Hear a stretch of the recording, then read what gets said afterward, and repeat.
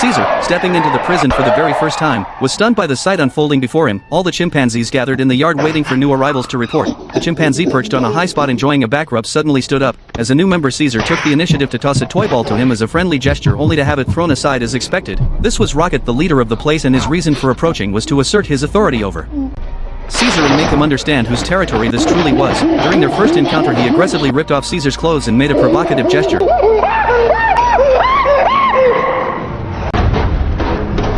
Caught off guard, Caesar fled in a hurry but barely took 2 steps before being tackled to the ground. The surrounding chimpanzees grew wildly excited, while Caesar, feeling helpless with no one to come to his aid, could only climb a tree or escape the pursuit.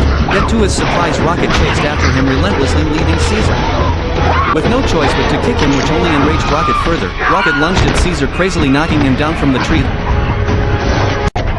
then jumped down to attack again. Luckily, the administrator fired a tranquilizer dart just in time. Seeing Caesar trying to get back up to fight, the administrator shot another dart, putting an end to the scuffle. Afterwards, Caesar was taken back to his cage, and when he opened his eyes, he saw a red-haired chimpanzee making gestures at him, which left Caesar shocked. It turned out this was Maurice, who had learned sign language during his time in the circus. Caesar was overjoyed to find someone who cared about him, and Maurice gave him a warning that humans did not like chimpanzees who were too smart. Understanding the situation, Caesar began to think about his next move. The next day, Will came to visit Caesar, and Caesar thought he would finally get to go home happily, only to be told that the legal procedures had not been completed yet. Upon hearing this news, Caesar's mood dropped drastically, for he knew he would have to endure more mistreatment, and the departure of his owner shattered his last hope. Back in his cage, he made up his mind to depend on himself. First, he used his clothes to wipe off the drawings on the wall to make himself seem ordinary, then quietly climbed up the tree branches to observe the building's layout. Just when Caesar was at a loss, he suddenly noticed a gorilla locked in a cage below, which gave him an idea in an instant.